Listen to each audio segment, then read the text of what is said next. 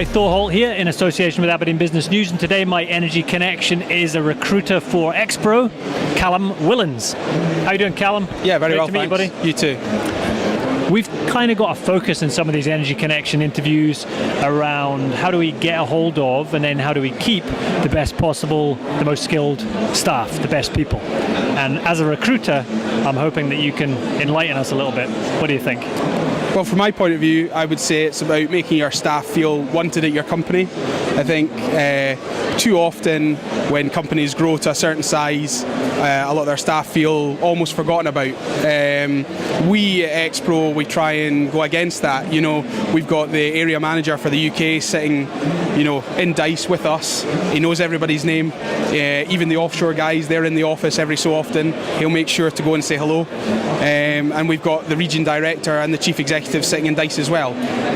So a lot of us have at least monthly interaction with them. And yeah, I think that goes a long way to retaining your staff, making them know that they're not just an employee number, that the company know who they are, they know what they're about, you know, if they've got a family, if they've been on holiday, things like that. It's nice to see the area manager coming around saying, oh, hi, how's your holiday? How's the new baby? You know, you see it every day at Expro, and it really makes a big difference, I think, to keeping the employees with us. Yeah, so that's once you've already got them. So what about strategies for actually attracting the best possible talent? Because when I go and work in places like, well, one off the top of my head, I was in Boston recently at MIT, and there's a lot of technical graduates there, computer science guys, engineers, and when you mention the oil and gas industry to them, they kind of take a backward step as if it's just not something they'd be into. So how are you guys going about tackling the perception maybe among young people in terms of the oil and gas world? Yeah, well, I think that's a good point. You know, I'm from Edinburgh originally, and there was no exposure to oil and gas down in the Central Belt.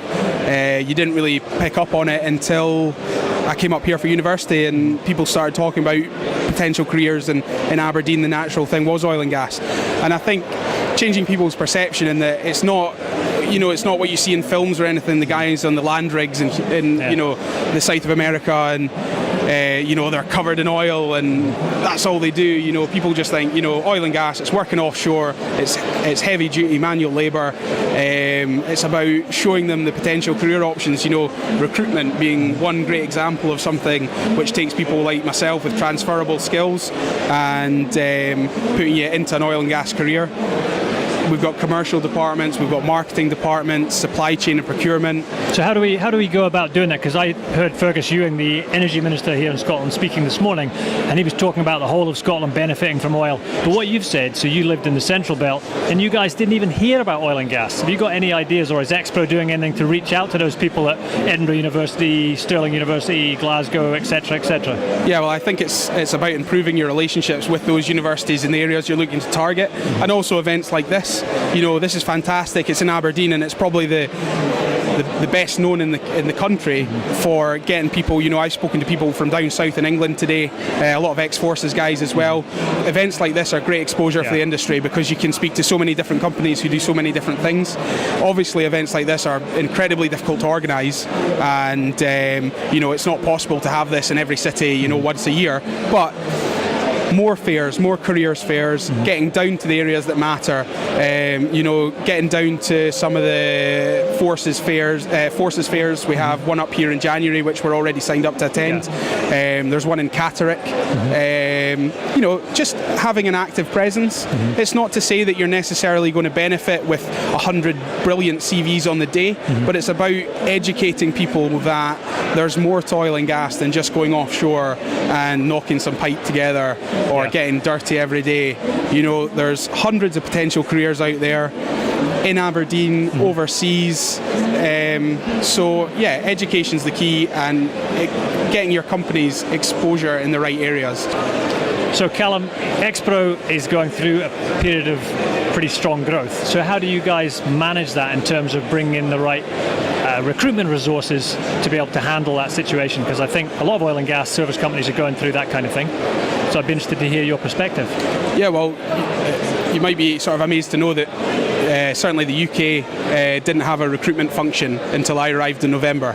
It was done through HR. And similarly, a few months before I came on board, we had Pauline Redpath, who was the global recruitment manager, appointed, and that was a brand new position as well. Yeah. So I think similar to other companies, we've been growing fairly steadily, and then we got to a point where we were growing that much, and we thought, what have we done about it? So, from November onwards,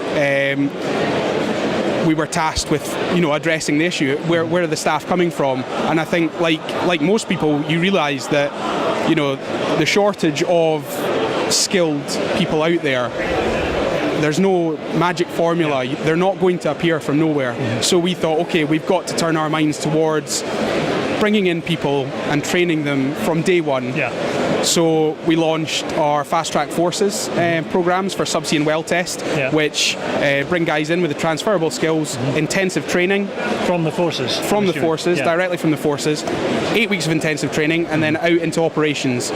Similar with graduates, which is a 12-week intensive training program, and also guys that we would refer to as green hands, guys with no technical experience. Sometimes we look at, time-served car mechanics, plumbers, things like that, but also guys who have been working as waiters, bar staff, and we take them in, again, intensive training, followed by being released offshore. That's great. So what's the factor there? Then they just have to have the right attitude and want to be trained, basically. Attitude is everything. In the last group, we took in 8 people.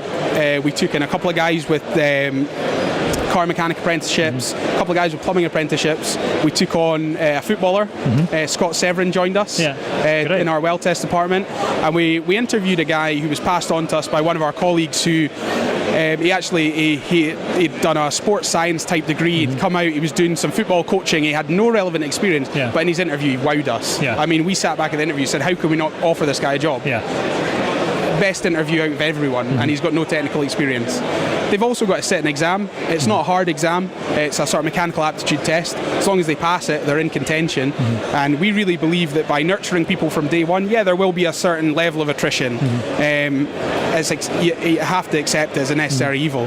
But if we can get guys from day one and really get them into the Expro mentality, then we can retain them further down the line, as well as developing a big skill pool of people who will go on and push the company forward, up our numbers of employees, help us tender for new contracts and continue the growth. That's great. It's such a positive story to hear as well, that you're taking people on who don't necessarily have all the skills and experience already, because I always thought that was a bit of a why doesn't that happen moment when I hear about that. You see every single job you have to have all this experience. It's great to hear that you're hiring more on attitude. You've got to be given a chance. I did journalism at university. I ended up in recruitment. I didn't get into recruitment because I had the background. I got in because somebody was willing to take a chance on me. And because you had the right attitude.